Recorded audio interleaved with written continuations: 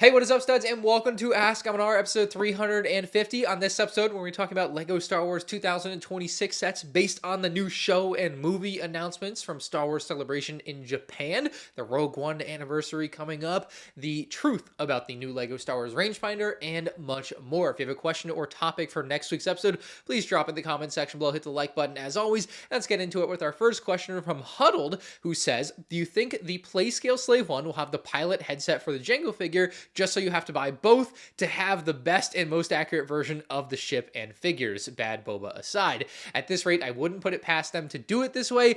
Personally, I don't see this happening. LEGO typically tries to go their cheapest route here, and that would be using the same exact Jango Fett head for both Jango Fett minifigs. So I just personally don't see it happening that way, and if it did, I think people would view that UCS Jango without the headset in a worse light. It's already like a nearly perfect figure, but that headset missing just really sucks, and so if the headset did end up being in a cheaper $70 set, I think it would rub a lot of people the wrong way, which I don't think LEGO wants to be doing here. Like, why would you want to make customers that spent all of this money on a product, like, feel like they have to spend even more money, you know, to get the product that they should have had to begin with? Then again, LEGO does that a lot these days, I guess, but like, it just doesn't make a lot of sense to me that it would happen that way. And typically it goes the other way, where like the better thing is in the more expensive set, at least when things are released in the same year. Like, obviously if they release things further down the line, things like that can change, but when things are released in the same year, usually you only see it going one way, where like the better version of the thing would be in the more expensive set, the worse version would be in the cheaper set. It's either that or they're the same, you know. It's usually not you get something better in the cheaper set. So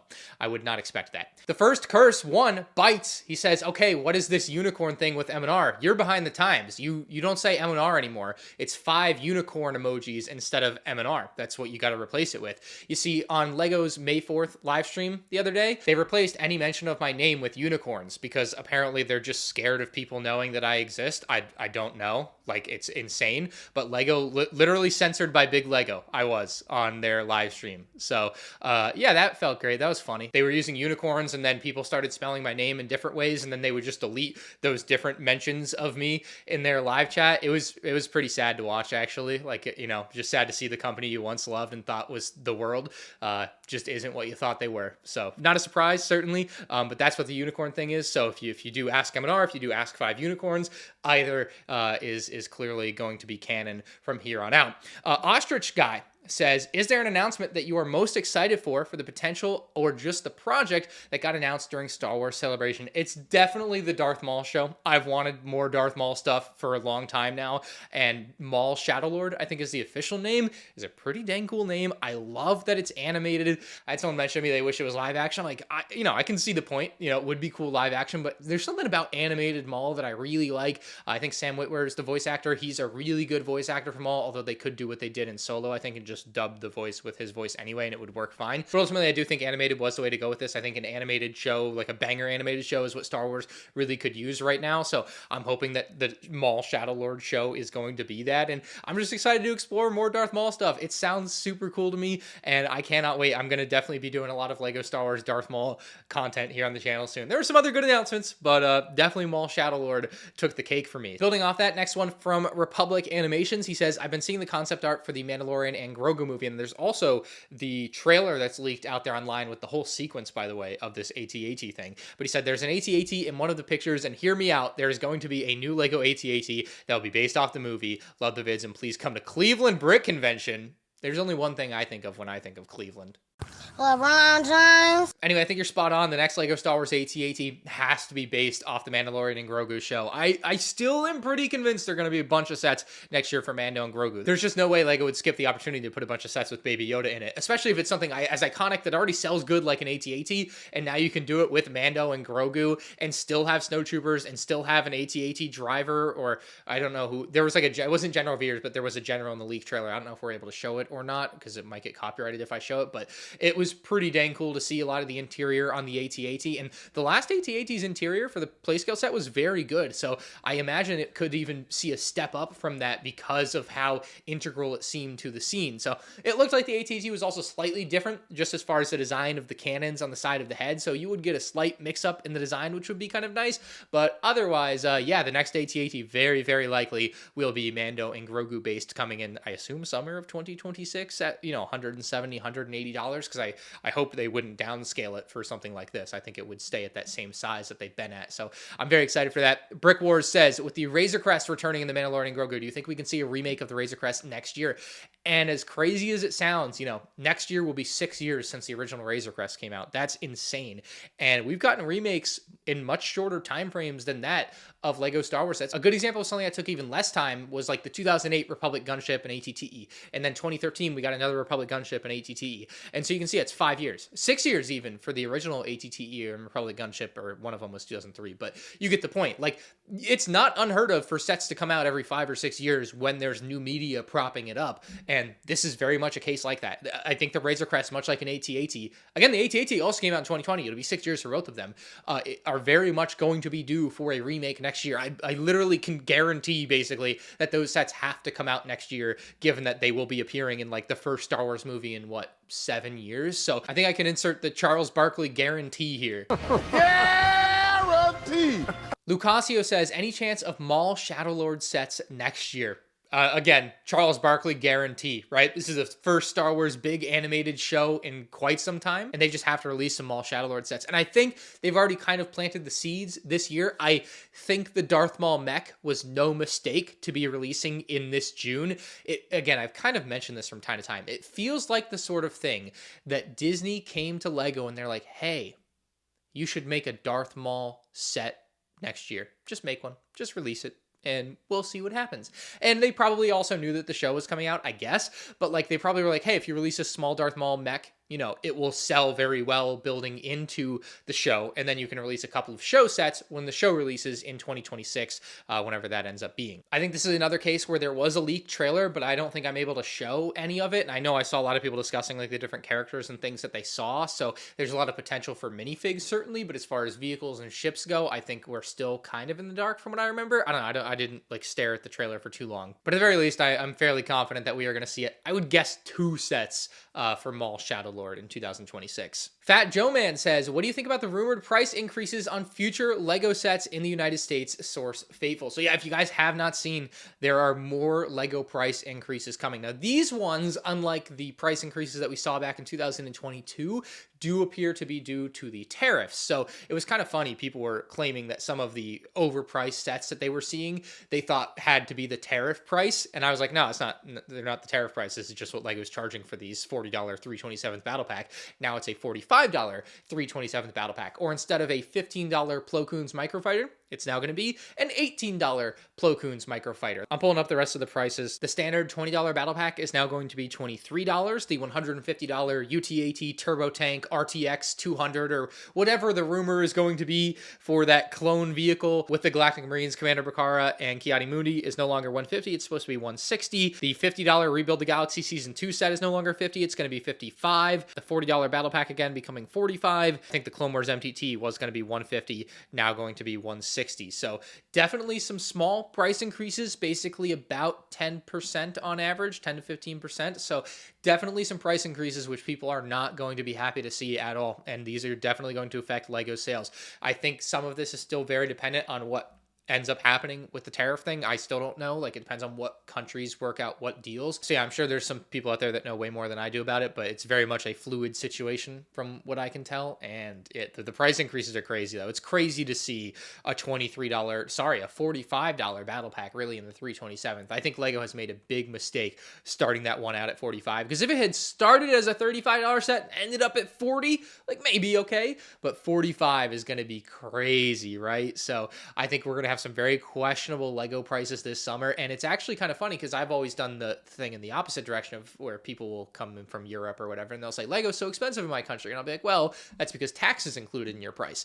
And now tax is included in our price, plus sales tax. So it'll be kind of funny seeing that in the opposite direction. And I actually don't know how to approach this as far as reviewing the set, because the retail price technically is still 20 plus a tax plus another tax, right? Because I don't say that the set costs $21.32 when I buy it here in Florida. I say the set costs $20. So I think I might have to qualify that the set's retail price is 20, and that the tariff price because of tariffs is $23, because I still want to look at the set through the lens of the MSRP that Lego set for it. I think that's the fairest way to review something, but that's an interesting question for you guys. Let me know what you think I should do, but I think I'm leaning towards that. Jack Cole says, Rebuild the Galaxy Season 2 thoughts. This is another one that was revealed at Star Wars Celebration. It's going to be called Pieces of the Past, which is honestly a pretty great name. You can see the Jax Rabbit in the poster here, and that minifig is specifically like a comic character, and the only reason I even know that is because I used to have the Black Series version of him, so it's pretty crazy to see a Lego version of him. I assume that's the Bugs Bunny mold. That would make sense to me, but maybe it's not. I didn't like compare them side by side. It looks like 2014 Ezra in the foreground, but I know it's not. And then what's even crazier about this poster is that they're using like the buildable character Chewbacca and the Brickhead's Ahsoka as like the versions of those characters instead of the minifigs, which is a really creative way to do it. It's very cool. So I'm pretty hyped about just that poster and the potential for a set with that figure. Now, will I watch the show? I didn't watch the original season 1. I currently do not plan to watch season 2. We'll see what the trailer looks like, I guess. I wonder if Jedi Bob will be involved in this or not. Again, I didn't watch season 1, so I don't know if he died or something. I assume people would have spoiled that for me if he did, though. But yeah, if you want to know why I didn't watch season 1, I did finally upload that video about what Lego and Disney did to me with the season 1 premiere. So maybe they'll invite me to the season 2 premiere. Maybe they'll see that they were wrong and they've made someone who was a big fan really upset with them, but maybe they also don't care, which I think is more realistic, because that's what happens at big companies. Tyler Smith says, it's been a while since we've had a snowspeeder. What would you like to see the next time Lego does a play scale snowspeeder? I don't think it matters what I'd like to see, because the reality is that the rumor for summer of 2025 is a hot rod snowspeeder. That's crazy, right? So it's not going to be a normal white snowspeeder. I think the rumor was red and yellow. So McDonald's, or yeah, I think it was red and yellow, because I thought like Lego colors when I heard it. I think that's the color. Or green and yellow? No, that'd be John Deere. I don't think it was green and yellow. So anyway, yeah, a hot rod snowspeeder. It's the $50 now, again with the tariffs, $55 Rebuild the Galaxy Season 2 set. I hope and assume it will include the Jackson Rabbit. Like, I think that makes sense as a minifig. Also, from the top of my head, I think the piece count on that one was 349. But anyway, the windscreen piece for the snowspeeder has been retired. The windscreen piece that they've used for every play scale snowspeeder since they did their first one in 1999. Yeah, they retired it at the end of 2019, which I believe is the reason that 2019 snowspeeder was only ever available for like the 8 months that it was sold for. But they haven't had a replacement for it, and so we haven't gotten a play scale snowspeeder. In the meantime, we've had like the 2 best AT-ATs ever made, which is so insane to me that we just never had a play scale snowspeeder on shelves alongside those.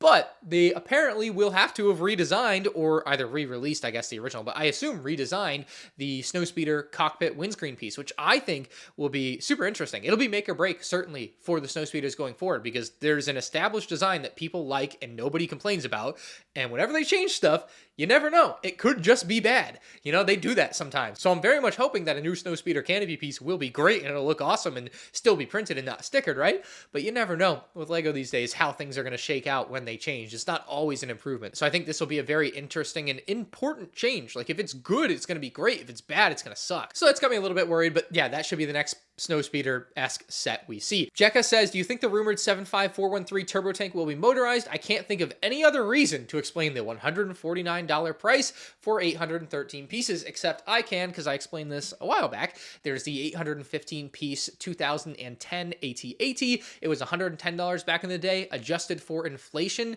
That is just about the same cost as the turbo tank or UT-AT, or again, whatever it ends up being. It's a crazy rumor mill right now. Whatever this ship is going to be around that same price, adjusted for inflation, with just about the same exact piece count. So unfortunately, the reason is it just costs that much. It's not that it's going to be motorized. So yeah, buckle up, Buttercup. Is that a good saying? I don't know. I'm sorry. But yeah, that one, it's just expensive. There's no way around it. I'm sorry. Holy crap, that was scary. My life just flashed before me. I gotta make a comparison of these sets. I can't destroy one of them. All right, Roman says, with the brand new UCS Jango Fett Slave 1, we now have both versions of the Slave 1 in UCS Edition. Which one do you like more, 75060 or 75409? It's Jango's. All day, every day. Jango's looks better. It's more accurate. It's 10 years newer, so it's got 10 years of better techniques. And this is a good example of a windscreen canopy piece that they have gone and improved from the old version to the new version. So it certainly gives me hope on that snowspeeder coming up. But what really sells the newer Slave 1 to me is the shaping. You can just see how straight like flat the side of the old Slave 1 is and how not straight and flat the side of the new Slave 1 is. It's got such better curvature to it. So the new one is better in every way except for the Boba Fett minifig. The Boba Fett minifig in Boba's Slave 1 is better than the Boba Fett minifig in Jango's Slave 1. What do you know? But what I'm having a tough time grappling with is the most recent worst to first I did of UCS sets a few years ago. I had this, I think, as the number 3 UCS set of all time. It's got to drop significantly now because this build is unquestionably better than that build. In the minifig department, though, this one has it beat, but like build-wise, this one kills it. And so it's hard to rationalize that. So whenever I get around to making a new worst to first of every UCS set, probably will try to wait a few more years. I don't want to remake that video every 3 years. But when I do, I think this one is going to drop significantly, and it stands to reason. The problem with this one, though, is, you know, this one I viewed basically as a perfect build with perfect figures. This one is now a perfect and better build, you know, compared to this one, but the figures aren't perfect. So therefore, it probably shouldn't immediately take the number 3 space. It probably would be like top, it'd definitely be top 10, but having a figure that's just atrocious in a set knocks it down a peg. So that'll be a hard thing for me to rank out as well. But this build, just Slave 1 to Slave 1, it's crazy how much they improved it. And Quentin says, do you believe in the next 2 to 3 years when the Jango's UCS Slave 1 retires, they will re-release it in the same vein as the Death Star with just a slightly updated design for Boba's Slave 1? I would love for them to do it and re-release them 1-to-1 where they look exactly the same. Now, I think the difference is that Boba's should have a rotating cockpit. I can't remember canonically. Yeah, it should, right? It was like that in The Mandalorian. So they should change some of the internal structure so that it can have a rotating cockpit and not the same thing that Jango's has. But if they could make it externally look the same, I would absolutely adore that. I think that would be the way to go. So I hope that that is the plan. I hope that they have thought of that. That should absolutely be the plan. And I would expect that to happen if it did, probably in 2027 with the 50th anniversary of Star Wars. I think that would make a lot of sense to me to do it that way with the anniversary. Obviously, you can do anything for the anniversary of Star Wars, like anything Star Wars, that's Star Wars, right? But having a new Boba's Slave 1 next to what will at the time be the older Jango Slave 1 would be pretty fire. And Boba's is obviously due for an update. I really thought they would update Boba's instead of doing Jango's. I still can't believe that this is here next to me, you know, in the way that it is. So pretty crazy. But anyway, that's my little talk about these two sets. Comparison coming soon. I know I've been dragging my feet a little bit on it, but yeah, we're working on it. It's coming soon. It's going to be crazy to show everything in detail. Solomon says we need a Watto Bust. It's funny you mentioned that. I forgot to mention they have done the Darth Maul bust, and there was a prototype bust of Watto back in the early 2000s or 1999 or whatever. It existed. It could have released, but they didn't release it. So yeah, maybe that's something they could revisit. Hex says, do you think that LEGO will do something to celebrate the 10-year anniversary of Rogue One next year? And technically, this year, we've basically gotten 2 Rogue One sets in the U-Wing and K2SO. I don't think we would see much more next year with that anniversary, but I do think we will see something. I think this Force Awakens 10-year anniversary, getting the Kylo helmet and Kylo Ren midi-scale ship, give me hope that next year we will get a couple of Force Awakens sets. Unfortunately, or fortunately, depends on your position on this, they very likely will be adult-oriented sets. I would assume another helmet set, and frankly, I kind of hope it is because I would love a Death Trooper helmet from Rogue One. I think that'd be such a cool set to get. And then as far as something in midi scale goes, you could do Krennic's shuttle, but I feel like that's so similar, especially with the color scheme just being all black, to Kylo Ren's that they wouldn't do it. So part of me hopes they go back to what is well known as one of the canceled Rogue One sets, or just a set that they ended up not developing. I'm not sure which way it was, but they convinced Disney to let them do Director Krennic's shuttle instead of one of these Imperial landing cargo crafts. So if they went and made that set next summer, I think that would be a pretty great way to kind of celebrate 10 years if you were only going to do 2 sets, a Death Trooper helmet and that landing craft. I think that would be a pretty good duo. So let me know what you think, but I think 2 would kind of be our max, especially based on what we're seeing this year for The Force Awakens. George says, do you think we'll ever see a Fondor Haulcraft as a Lego set? It's strange to see another U-Wing, as there's a way more interesting spacecraft in the Andor series. And the U-Wing is probably what they can do at that price point. It's also a set that people have been asking for a remake for. The U-Wing is not that strange to me, honestly. Fondor Haulcraft, I know people want, and I would love to see, especially with Luthen in it. But I think there is a bit of an issue with like the structure and the way that the big wing kind of hangs over the front of it and the way that that would work. I just don't know if that's possible for them to do at a reasonably large scale for a playset like that. And we knew going into it, I believe, that Andor would be a 2-season series. So we know that it's over after this. This is it. And there's no Fondor Haulcraft coming out this year. I think no Fondor Haulcraft this year basically means it's highly, highly unlikely that we would ever get that ship in LEGO Star Wars. Again, we're obviously assuming it's not going to show up somewhere else in another show or series where it would be popular or relevant again. And as always, LEGO can make anything anytime, but the likelihood of a Fondor Haulcraft, in my opinion, because it's not being released this year in conjunction with the release of the show, is way, way down. If this was buying and selling stock options, I would be selling puts, buying put. If you know what I'm talking about, you know what I'm talking about. I'm not going to mentally work through it. Dead Website comes in with 2 questions. He says, could LEGO be trying to justify the high helmet holes on the clone troopers with the new rangefinder piece? And how much money do you spend on LEGO each year? I spend as much as I need to. That's a good answer, right? I otherwise don't really have a solid number for you. But as far as the helmet holes and the new rangefinder piece, this is what the new rangefinder looks like on the current bad clone trooper helmet mold. And it looks better. It certainly looks better than the one that they had, because the rangefinder piece is just objectively better. It'd be hard to not look better. It still doesn't solve the core of the issue with these helmets, unfortunately. I don't think that they are using this as like a, okay, now it's fixed, our hands are clean type of thing, because I didn't even think the old one looked bad on like Mandalorian figures until the new one was on it. The old rangefinder versus the new rangefinder on Jango Fett, it's night and day how much better the new one looks. So I just think they decided they needed to update that rangefinder, especially after dropping the macro binoculars. You know, an updated head accessory definitely made sense there. Another part of it potentially could have been the cost of those accessory bags, because you used to get the whole bag with a bunch of different accessories if you wanted just one rangefinder in a set, and now they don't include that. I think my Slave one came with 3 rangefinders, but it didn't come with 4 rangefinders and 4 visors and in a plastic bag and all that stuff. You know, it's just like its own piece now. And so I think that will save LEGO some money. So it's probably a few different things there. I think the side effect is that it makes the clones look 5% less bad, 10% less bad. It doesn't fix the issue. The figures are still bad, but it's a step towards where I want to be with LEGO Clone Troopers. This will begin to make things right. Hopefully they do a lot more now. Anyway, if you guys enjoyed, hit the like button. If you have a question or topic for next week's episode, leave it down in the comments section below, and I will see y'all next week. Although I've been uploading a lot more lately, so hopefully I'll see you sooner than that. Peace out.